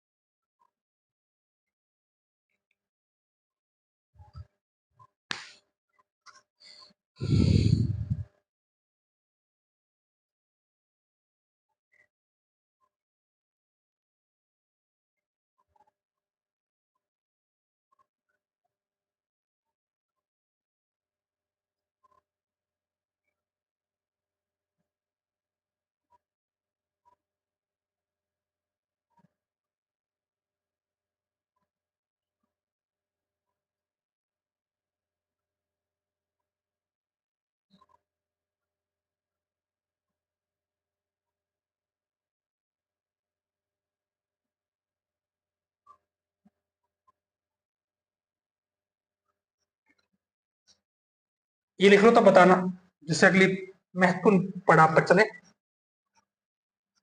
उदयनाथ पहाड़ी से निकल रही है, अलवर डीग भरतपुर में बह रही है, और डीग में एक सीकरी बांध है। जो सीकरी बांध कहां पर है? वर्तमान में डीग में स्थित है। ये रूपा रेल नदी की बात कर रहे हैं तो ऑब्वियसली रूपा रेल नदी पर ही होगा। यहां दिखा दो चार्ट, सीकरी बांध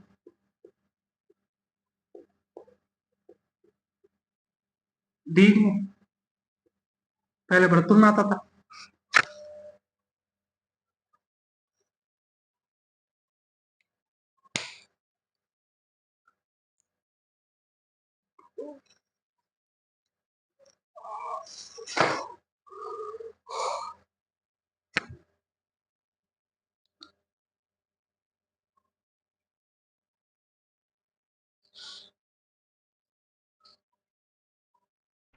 लिख लिया सर। लिख लिया, ठीक है। एक सेकंड,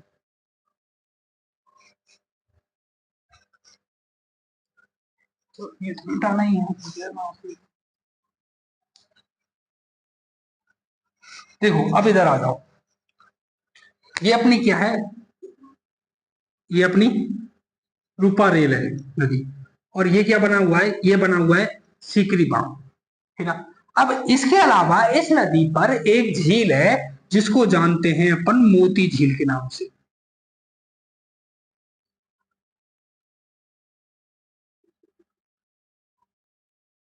और इस झील का नाम क्या है? मोती झील।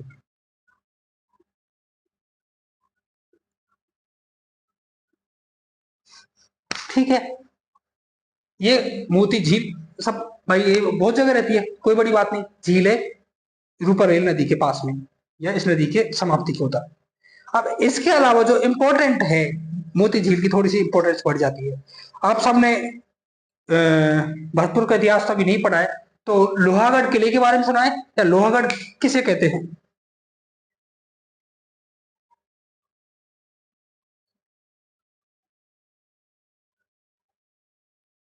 नहीं सुना? खैर कोई बात नहीं, मैं बताता हूँ आपको। देखो भरतपुर की जब इतिहास की अपन बात करते हैं, तो जो भरतपुर का किला है उसको अजय दुर्ग माना गया है। और ऐसा माना जाता है कि अंग्रेज लगातार प्रयास करने के बाद भी शुरुआती तौर पर भरतपुर को नहीं जीत पाए थे। और उसका कारण था कि भरतपुर का दुर्ग, उस दुर्ग की संरचना इस प्रकार की है कि ना तो वहां बंदूकें काम होती, ना बड़ी बड़ी तोपें काम आई, और ना उसमें प्रवेश का इतना आसान तरीका था, है ना? क्यों था? क्यों ऐसा था? फर्स्ट बात, जो दुर्ग बना हुआ है वो दुर्ग भीतर तो पत्थरों से, लेकिन जो भारी संरचना है उसकी, उस पर भारी मोटी परत है मिट्टी की, बुर्ज की, जो अपनी काली मिट्टी इस टाइप की मिट्टी आती है ना, उस तरह की मिट्टी लगी हुई है। और जैसी तोप या गोले चलते थे तो उस मिट्टी में जाकर धस जाते थे, कोई काम असर पड़ता ही नहीं था दीवार पर। दूसरी, गेट की बात करें तो गेट बहुत मजबूत गेटों में से एक है, जिसे अपन चित्तौड़गढ़ गेट, जो अष्ट धातुओं से बना हुआ था। चित्तौड़ के बाद वो दिल्ली चला गया, और दिल्ली के बाद जाट राजा भरतपुर के उसे भरतपुर ले आए थे और भरतपुर के दुर्ग में लगवा दिया था। दूसरी जो स्थिति थी कि इसके चारों तरफ पानी भरा हुआ है, जो दुर्ग किला है उसके तरफ पानी चारों तरफ है, और उस पानी की सप्लाई इस मोती झील के माध्यम से होती है। इस लेक से ही पानी की सप्लाई होती है। मानो अपने देखा ये क्या है, अपनी मोती झील है, और ये है अपना दुर्ग, या अपन बोले अपन एक सेकेंड,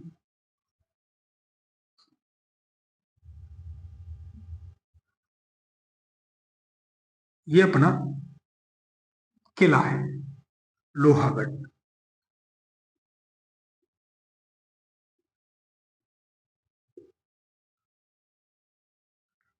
ये लोहागढ़ मतलब भरतपुर का किला है, और इस किले से और मोती झील के मध्य एक लिंक चैनल बनाया गया है, और इस लिंक चैनल को जानते हैं अपन सुजान गंगा के नाम से।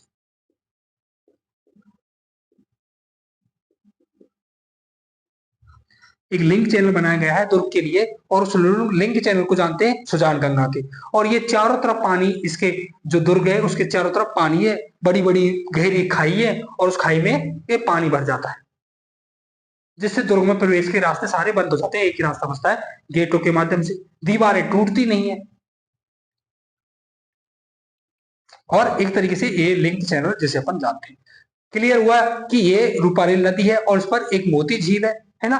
और मोती झील से एक लिंक चैनल बनाई गई है दुर्ग के लिए, जो भरतपुर का दुर्ग है उसके लिए एक लिंक चैनल है, उसको किस नाम से जानते हैं? सुजान गंगा के नाम से। तो इसमें कुछ बातें लिख लीजिए, मोती झील, पहले तो मोती झील के बारे में लिख लीजिए।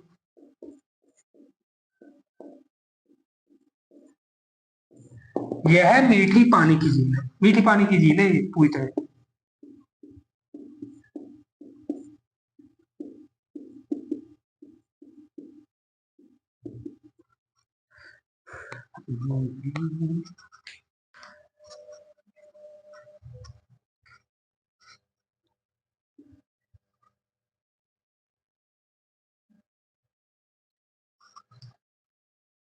इसे भरतपुर की जीवन रेखा कहते हैं।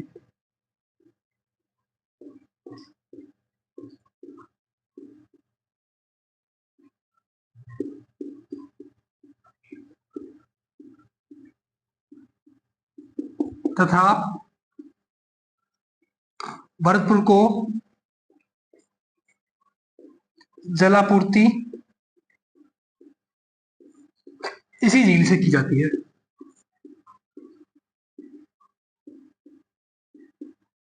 चाहे वो पीने के लिए हो चाहे सिंचाई के लिए हो।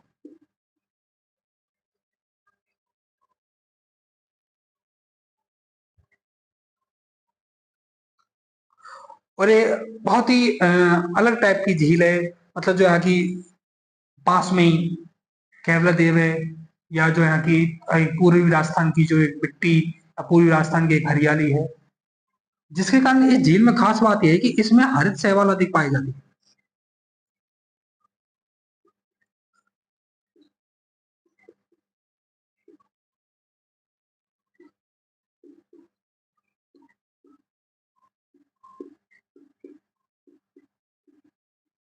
उसके बाद देखिए सुजान गंगा।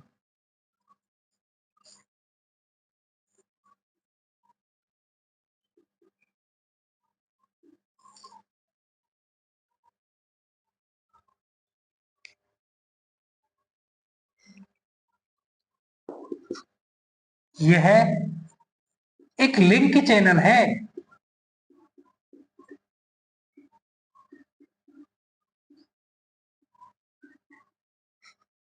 जो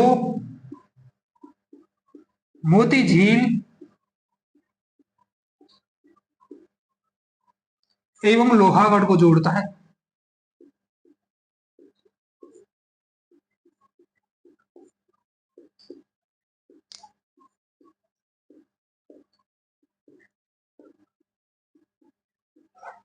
यह मोती झील एवं लोहागढ़ को जोड़ता है। अपन देखते हैं कि लोहागढ़ जो किला है उसके चारों तरफ बड़ी बड़ी खाइयां, गहरी गहरी खाइयां, उसमें पानी की जरूरत पड़ी, दुर्ग बन गया, और उस दुर्ग में पानी की सप्लाई के लिए इस मोती झील के लिए जो गंगा बनाई गई, उस सुजान गंगा को एक लिंक चैनल बनाया गया।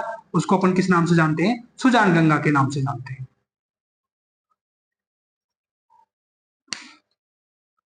एक दो नदियां और बच रही हैं, एक काकनी नदी एक बच गई अपनी, जिसे अपन कर लेंगे, मुझे ऐसा लगता है कल। और उसके बाद अपन कल ही बंगाल की खाड़ी की नदियां स्टार्ट कर देंगे। 2-3 दिन में शायद ये चैप्टर हो जाएगा। थोड़ा सा बड़ा चैप्टर है अपने आप में, ये कोई ऐसा छोटा चैप्टर नहीं था, ये अपने आप में बहुत बड़ा चैप्टर था। पर अपन ने धीरे धीरे, ना कोई जल्दी की है ना कुछ किया है, खूब आराम आराम से अपन कर रहे हैं।